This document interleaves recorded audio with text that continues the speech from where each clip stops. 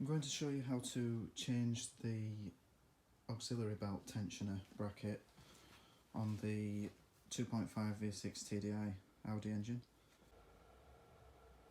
Remove a T30 Torx from these three locations here.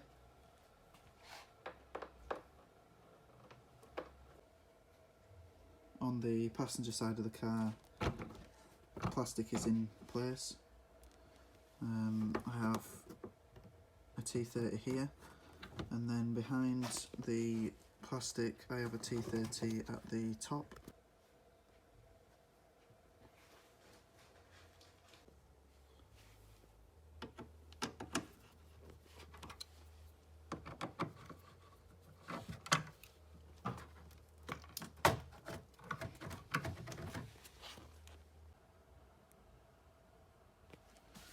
Now I think there's a nut missing from both sides, which you'll be able to get to from the wheel arch.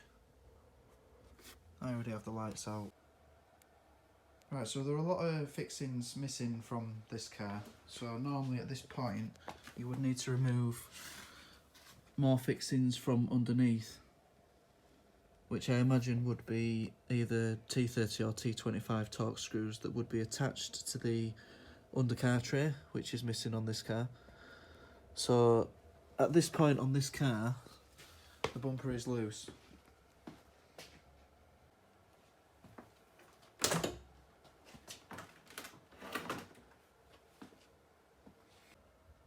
Remove the connector for the horn on the driver's side.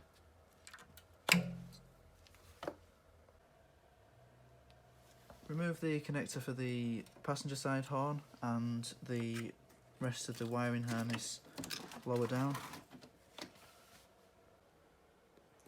And now the bumper's completely detached from the car. To remove the front of the crash bar, you've got two 6mm hex bolts pointing up.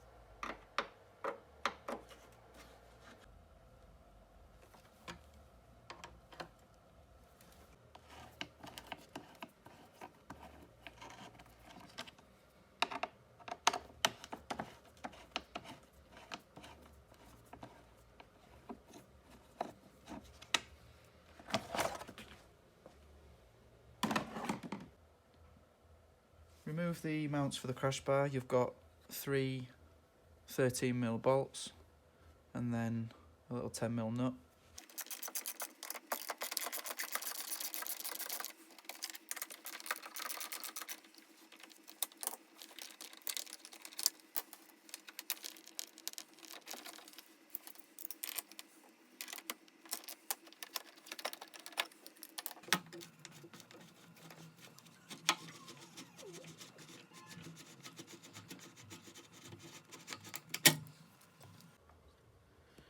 Remove the cable for the bonnet release.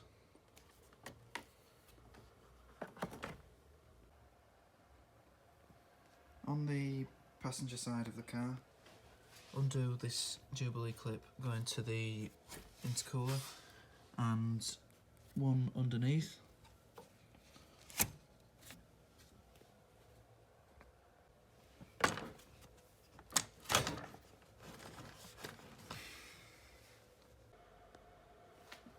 Disconnect the wiring for the cooling fan and ancillaries.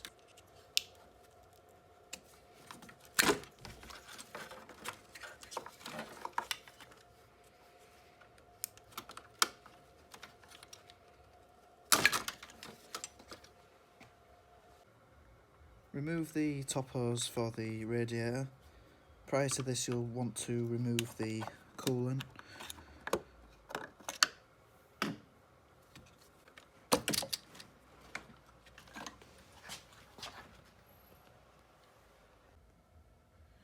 There's a crash sensor to disconnect from each side.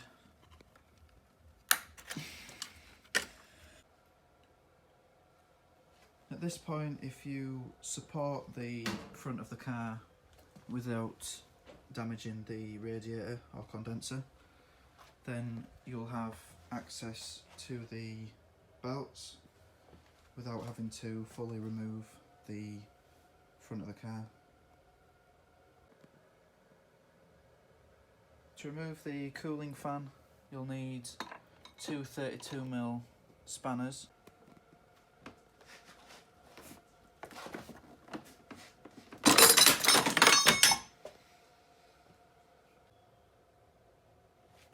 So as you can see from this angle, I had a 32mm on the rusty part and a 32mm on the shiny silver bit, which is loosened now.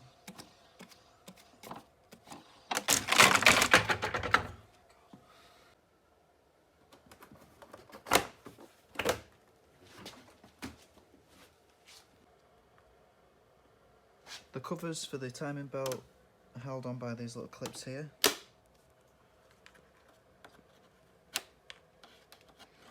And there's 3 on each half of the case.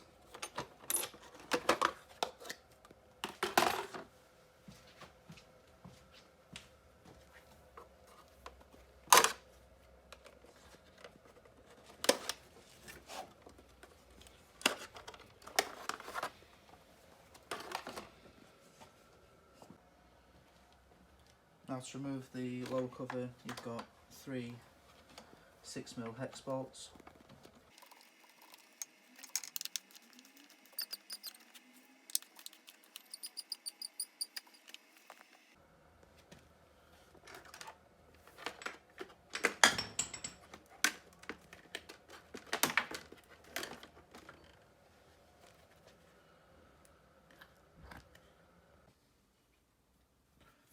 Now you'll need to remove the 6mm hex bolts for the power steering pulley. So it might look like there's nothing to hold this in position while you undo the bolts. That seems to be a 9mm hex, so a 10mm don't fit and an 8mm ain't big enough. What you can do is, if you just put a screwdriver in between like that, crack the bottom one off, and then turn the pump round and do the others the same way, and then once they're all loose, they're only finger tight anyway.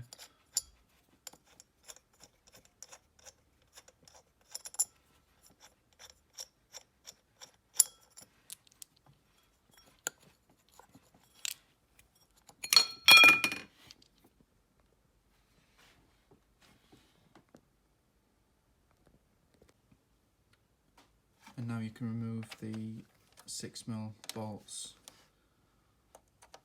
behind securing the power steering pump to this piece here. So it looks like firstly we need to drop the aircon pump.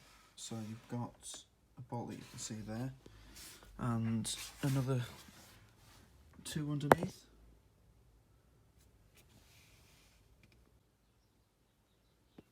So as soon as you take the 3rd bolt out of the aircon pump, it'll just drop down to the floor, so that's good news, that's out of the way.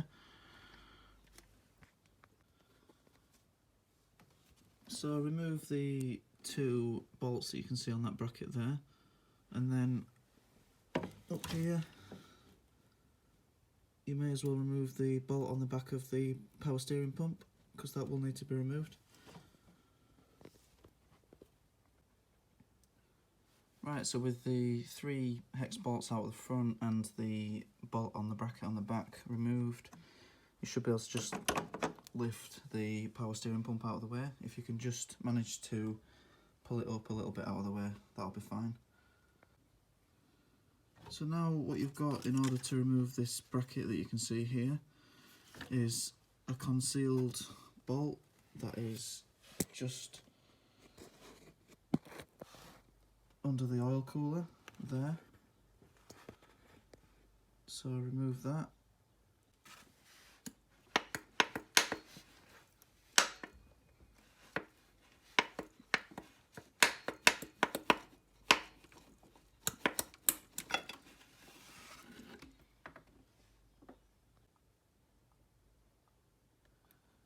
You'll need to drain the oil cooler. So that was a 24mm to remove, and then you'll just want to wait for it to drain so you don't make too much mess. Now you've just got the 13mm nuts and bolts to remove from the bracket. I think there are 4 of them.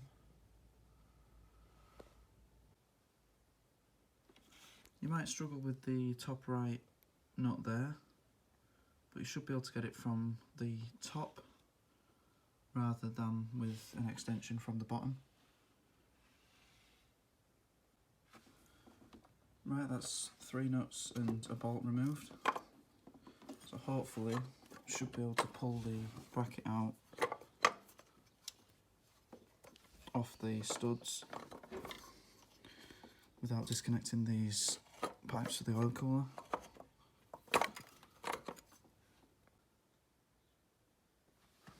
Right, so I've just managed to squeeze it out from behind the oil cooler, and this is the whole assembly that needed removing just to get to this bolt here. So now you've got the assembly off the car, you can remove the bolts here.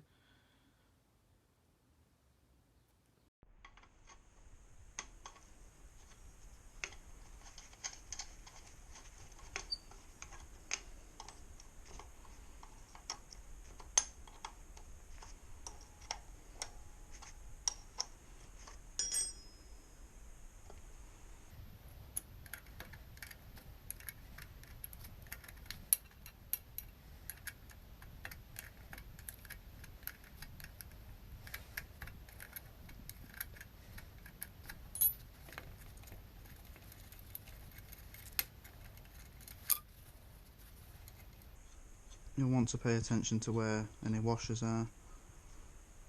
Make sure that everything goes back exactly as it was, especially on the part that you're changing.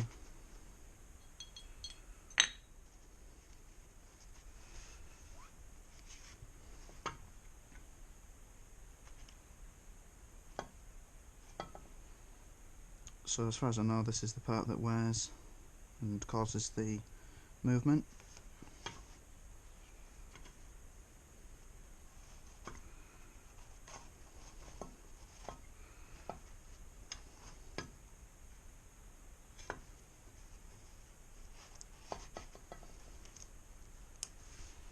A little bit worn down, and you can definitely feel it. It's, you know, it's not right, but what you've actually got are these little inserts here, and this one's actually broken off.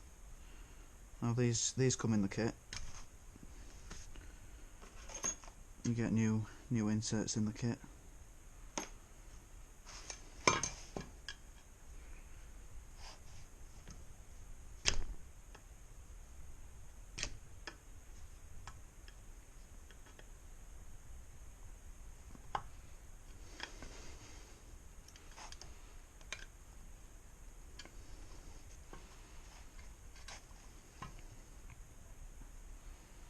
So as you can see, that'll be what was causing all that movement, as it's worn completely through. There's one on both sides.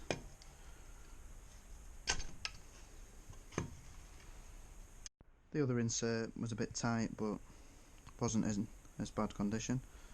So clearly the wear is on the front insert. So I'm just going to give that a little clean up and insert the new components. So you've got these new rubbers,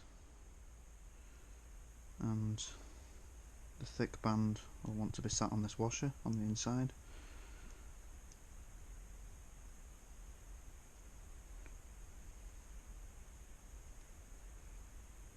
Just like that.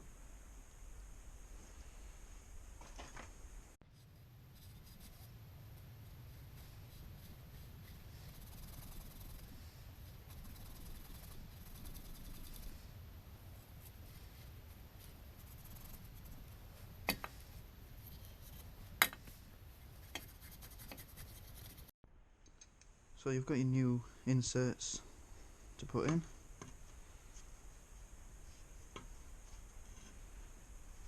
Got the new inserts in.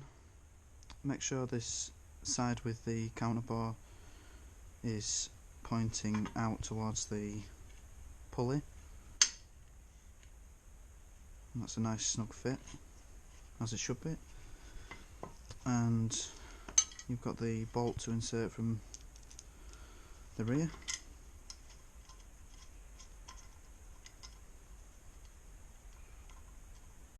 Now I think what you'll have to do to tighten the bolt on the back is fit the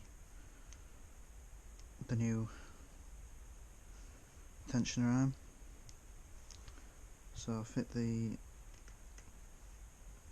O-ring.